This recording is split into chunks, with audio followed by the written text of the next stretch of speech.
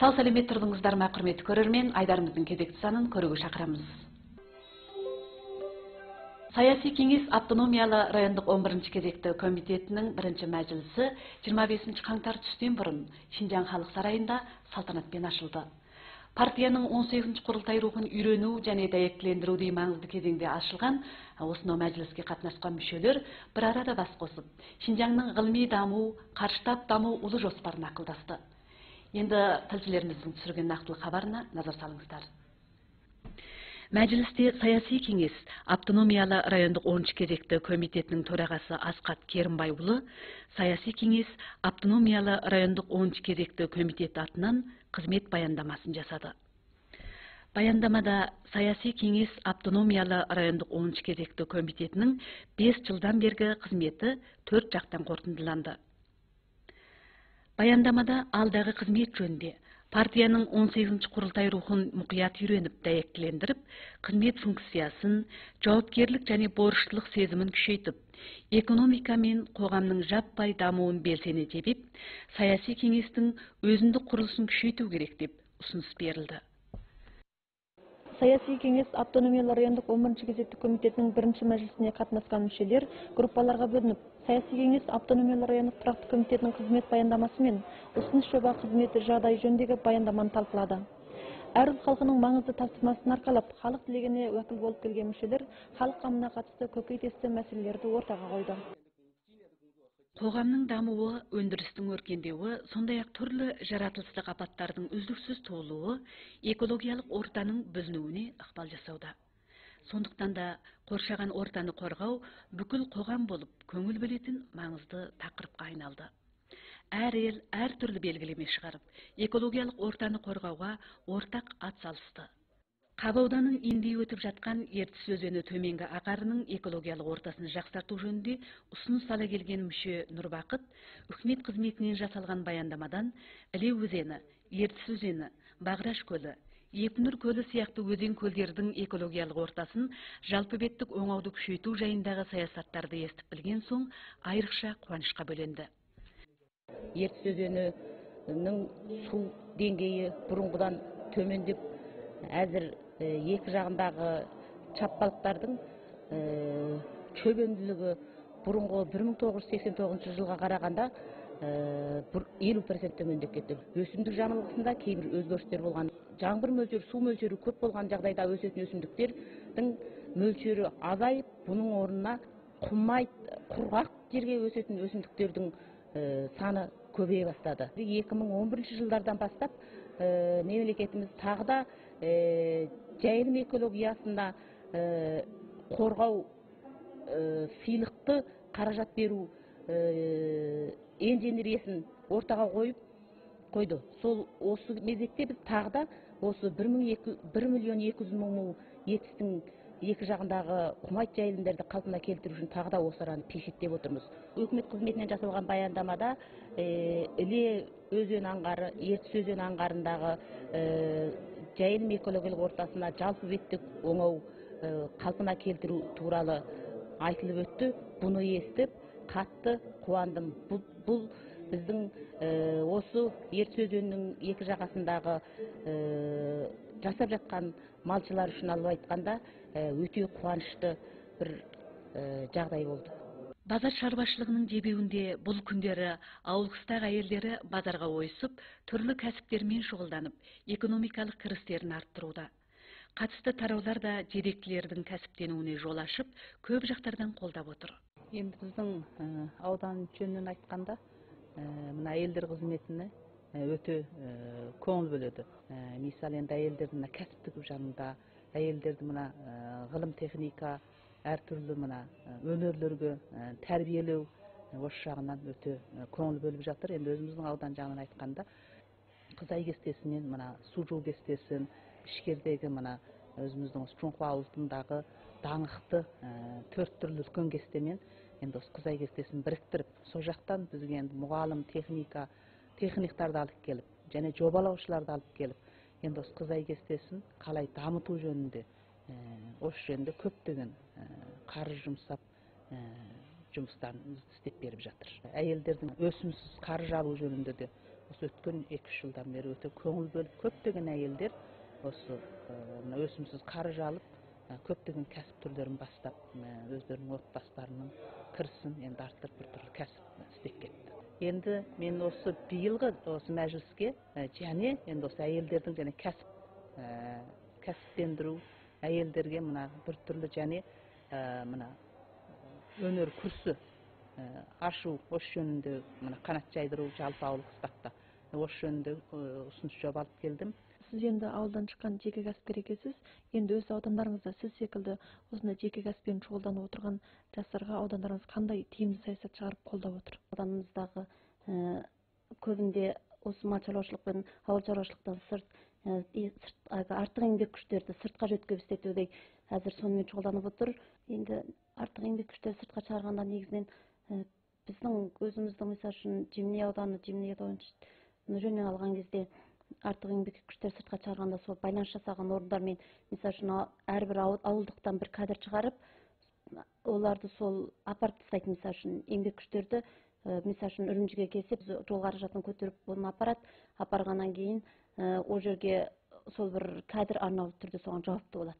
2002 жылы оқу бітіргеннен бастап кішкене чайхана аштым. Бірте ұлғайтып 2004 жылы ауыл саяжайын аштым. 2008 жылы ауылдығымыздан бір 400 квадраттық ресторан салдырғам.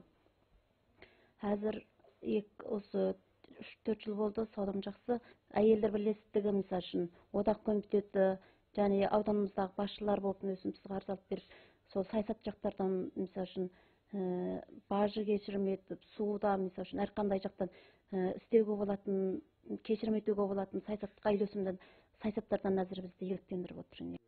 Бейзаттық мәдени мұра қайта туындамайтын бір ұлт пен мемлекеттің ең қымбатты байлығы. Бейзаттық мәдени мұраларды қорғау жұмысы қолға алынғаннан бері көптеген орындарда бейзаттық мәдени мұраларды қорғау орталықтары құрыла бастады. Десе де, бейзаттық мәдени мұраларға бай Іле облысының аудан қалаларында мәдени мұраларды қорғау орталықтарының болмауы, бұл арадағы бейзаттық мәдени мұраларды қорғау қызметінің ойдағыдай жүрілуіне тұсау болып отыр. Іле облыстық мәдениет көркемөнер зерттеу орны біздің Шинжаңдағы бірден бір қазақ мәдениет көркемөнерін зерттеу орны. Осы орын 25 жылда 30 жылға таяу уақыт ішінде көптеген қызметтерді істеген.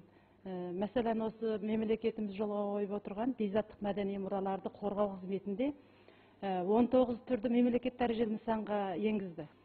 Ал енді 43 түрден автоном дәрежелі нысанға ілініп болды. 131 тақырыпта облыс дәрежелі нысанға ілініп отыр. Енді осындай игілікті, осындай мол табысы бар орынның осы уақытқа шейін өзіне лайықты, өзіне тәуелді бір қызмет ортасы жоқ. Осы бейзаттық мәдени мұраларды қорғау қызметі дегеніміз игілікті жұмыс. Алайда енді осы бейзаттық мәдени мұралардың мұрагерлері, оларды қорғау, оларды тәрбиелеу, оларды үгіттеу біздің борышымыз. Ал енді ол борышты атқару барысында біз оларға әр жақтардан көмек беруіміз керек. Жүйеден олардың рухани жақтан тәрбиелік көмекпен бірге оларға экономикалық жақтан да берілетін өзіне тұрақты қаржысы болады. Енді біздің облысымызда бәлкім белгілі дәрежеде қиыншылықтар болған болуы мүмкін. Осы қаржыны 2 жыл болды біз әлі тарата алмай отырмыз. Өткен бірнеше кезекті саяси кеңес мәжілісіне қатынасқан мүшелер осынау жаңаша бет-бейнемен ашылып жатқан бұл реткі мәжіліске риза екендіктерін ақтарылып айтып жатты. Қазір енді орталықтан тартып осы жергілікті орынға дейін үнемшілдік, қарапайымдылық баса дәріптеліп жатыр. Енді сіз осы реткі мәжіліске қатынасу барысында осы үнемшілдіктің бейнесін қай жақтардан көре алдыңыз? Енді ұлтымыз осы үнемшілдікті әдеттегі тұрмысына қалай жалпыластыру керек? Осы жөнінде өз ойыңыз айта кетсеңіз. Біздің енді өткен жылы мемлекеттік 18 партия құрылтайы ашылған. Содан бері мемлекетімізде бір жақсы саясаттар жүріп жатыр. Мәселен айтатын болсақ, мемлекетте 8 түрлі белгілеме шыққан, оның Іле-Шала автономия районымызда 10 түрлі белгілеме шыққан. Бұнда партияның пәктік құрылысы, сондай-ақ үнемшілдікті дәріптеу турасында белгілемелер шыққан. Осы белгілемелерге негізделіп районымызда көптеген нәрселерге өзгерістер енгізілді. Енді осы жол бір қарапайым да, бір үнемшілдік бейнесі байқалып жатыр. Енді осындай біздің мемлекетімізде, районымызда осындай бір үлкен үнемшілдік және қарапайымдылық үрдісі жүргізіліп жатқан осындай тұста біздің қазақ ұлтымыз қалай істеу керек, қалай осындай бір үлкен дабылға ілесу керек десе, біз ең әуелі тұрмысымызда қарапайым болуымыз керек. Тұрмысымызда әрқандай ісімізде үнемшіл болуымыз керек.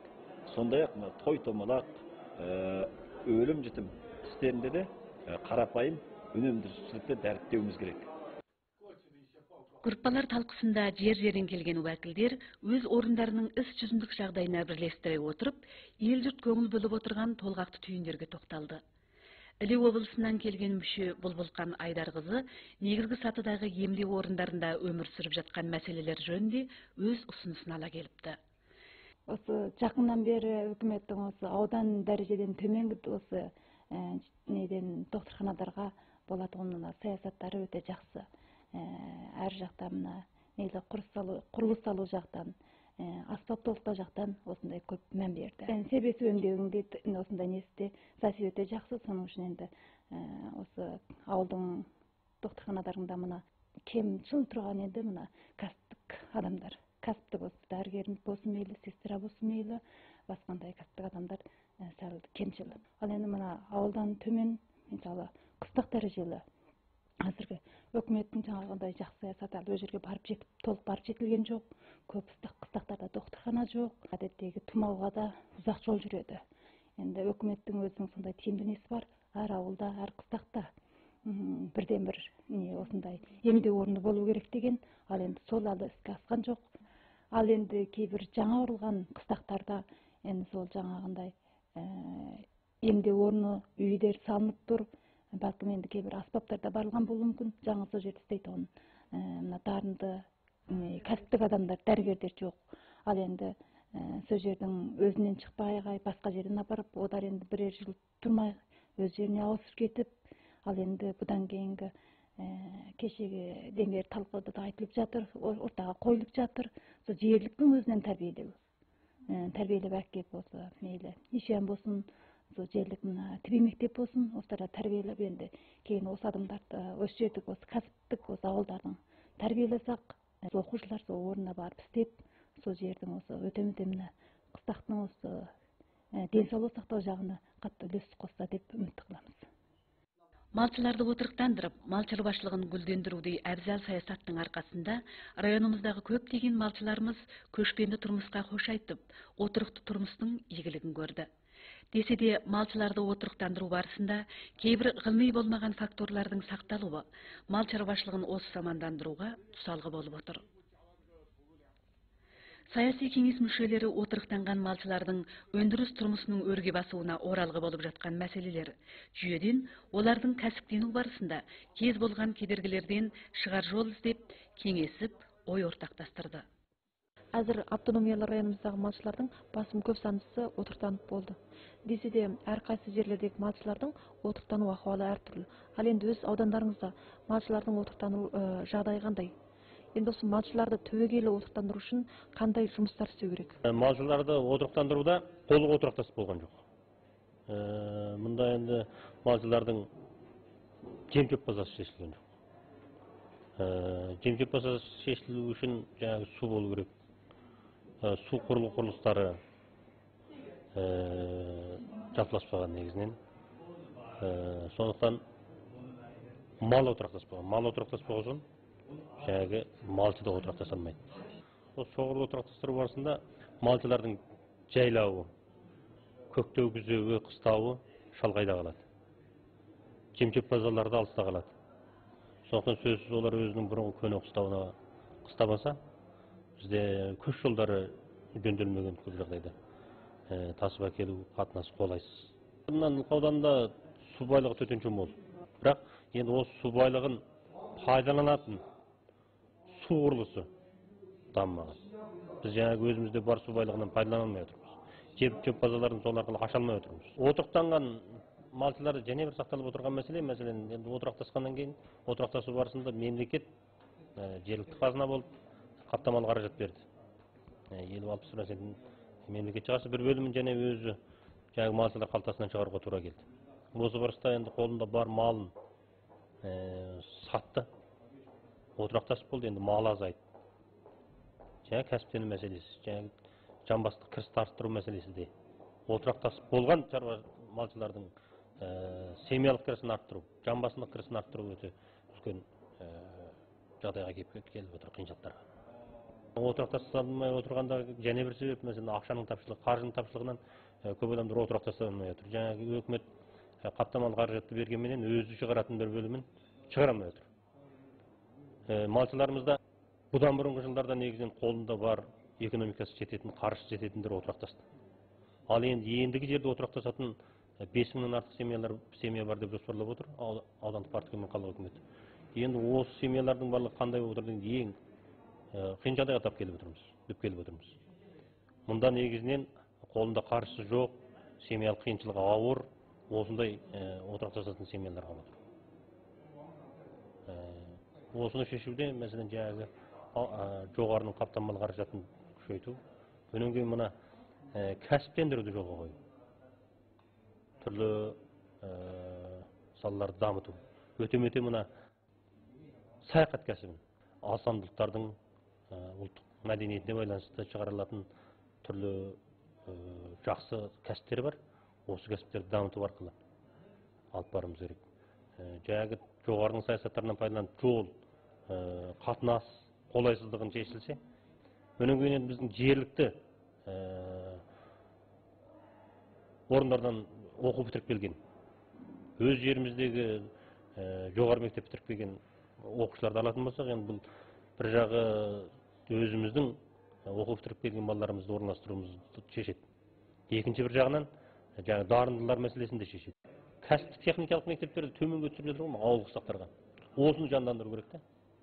Мәселен, кейбір кәсіп түрлерін, қолданылмалы кәсіптерді ауылдық саққа дейін, жаңағы малшылар отырақтасқан районға дейін курстерді ашып, малшылардың жаңағы қолданылмалы кәсіптерді үйрену өресін жоғарылатуымыз керек. Осы арқылы кәсіптендіруіміз керек. Өнен кейін тіл жағынан мына отырақтанған райондарда қосылуға қартуын мықты ұстауымыз керек. Сол ауданынан келген мүше Нұргүл Мөкенқызы ақындар айтысы, ат бәйгесі сияқты дәстүрлі ұлттық мәдени қимылдарды өткізетін, орын жөндеп, құрылғы құрылыстарды кемелдендіру турасындағы ұсынысын айтып, жұрт көңілінде жүрген ұлттық мәдениетке деген сүйіспеншілік пен жанашырлықты жеткізді.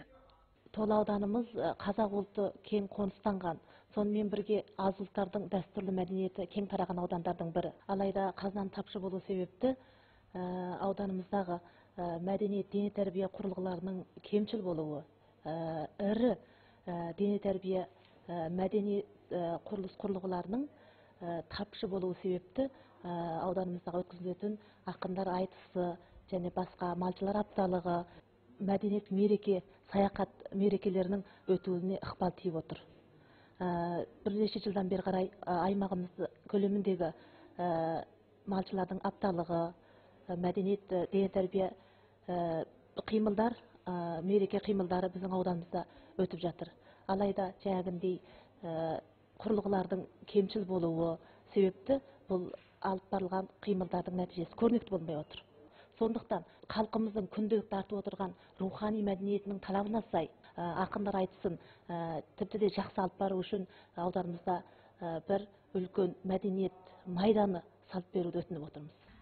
Халықтың келелі тапсырмасын орындап, даңқты борышын өтеген саяси кеңес автономиялы райондық 11-ші кезекті комитетінің бірінші мәжілісі Жалындыда жарасымды бейнемен мәжіліс күн тәртібін ойдағыдай аяқтатып, 30 қаңтар күні табыспен жабылды.